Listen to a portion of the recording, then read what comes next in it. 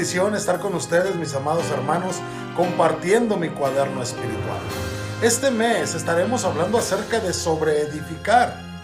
Primera a los Corintios, capítulo 3, versículo 10 dice: conforme a la gracia de Dios que me es dada, yo como perito arquitecto puse el fundamento, y otro edifica encima, pero cada uno mire cómo se sobreedifica.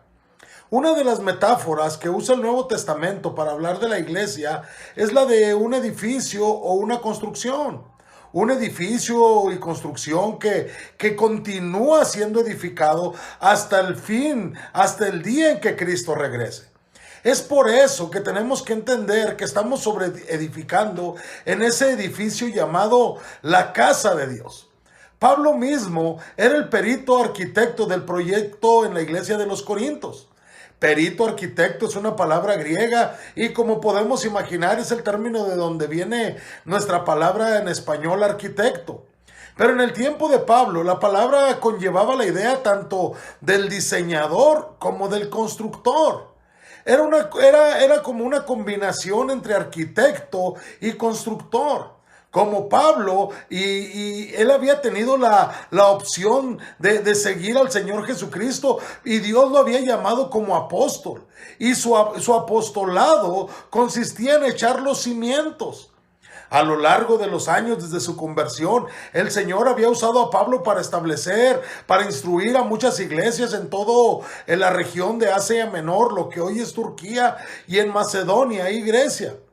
Para evitar que alguien pensara que él se estaba jactando, comenzó aclarando que su llamamiento y su eficacia solamente eran por la gracia de Dios que le había sido dada. El que fuera un buen constructor era obra de él, no era obra de él, era obra de Dios.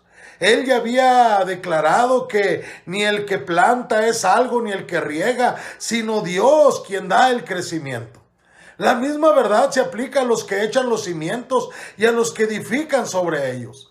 Unos pocos años después les diría a los creyentes en Roma: porque no osaría hablar sino de lo que Cristo ha hecho por medio de mí.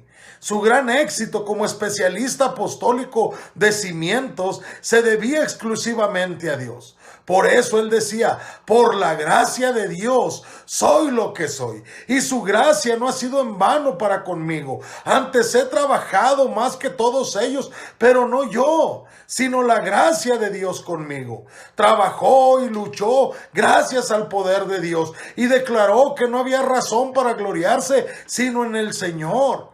Él no había elegido ser el constructor y mucho menos hacerse él mismo un constructor. Él fue hecho ministro por el don de la gracia de Dios y se consideraba a sí mismo como el más pequeño de todos los santos. Él animaba a las personas a que no lo alabaran, sino a que oraran por él. A los 18 meses que pasó trabajando entre los corintios, estuvo predicando y enseñando el evangelio y nada más.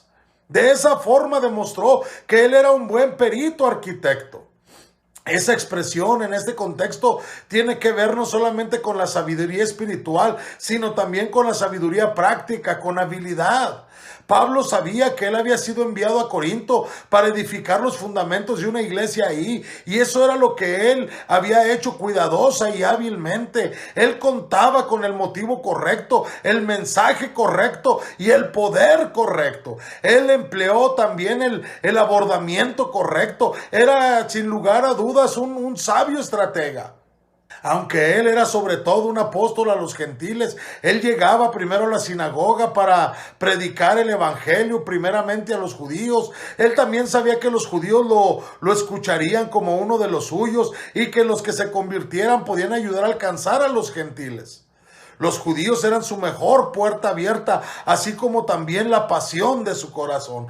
Después de ganar algunos convertidos en la sinagoga y de que a menudo lo echaran de ahí, comenzaba a predicar y a ministrar entre los gentiles de la comunidad. Cuidadosa y diligentemente planificaba y echaba cimientos sólidos. Los cimientos eran profundos y permanecerían. Los cimientos son la primera parte del proceso de construcción, y la tarea de Pablo era establecer los fundamentos apropiados del evangelio, establecer las doctrinas y los principios para la creencia y práctica que Dios le había revelado. Después de su salida, otro edificaría encima. En el caso de Éfeso, esa persona fue Timoteo. En el caso de Corintios fue Apolo. Pero él nunca sintió celos de los que siguieron en su ministerio. Él sabía que como uno que había echado los cimientos, vendrían otros detrás de él para seguir edificando. La mayoría de los corintios, por ejemplo, habían sido bautizados por pastores posteriores. Pero Pablo estaba contento de que fuera así, porque eso no les daría a los corintios la menor excusa para desarrollar una lealtad sobre él. Pablo dice, mire cómo sobreedifica cada uno.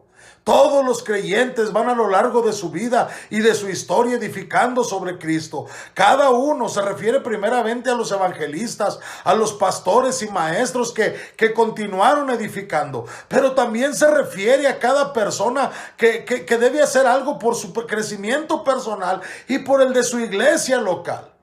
Cada uno, alguno, indican que esto se aplica a todos los creyentes.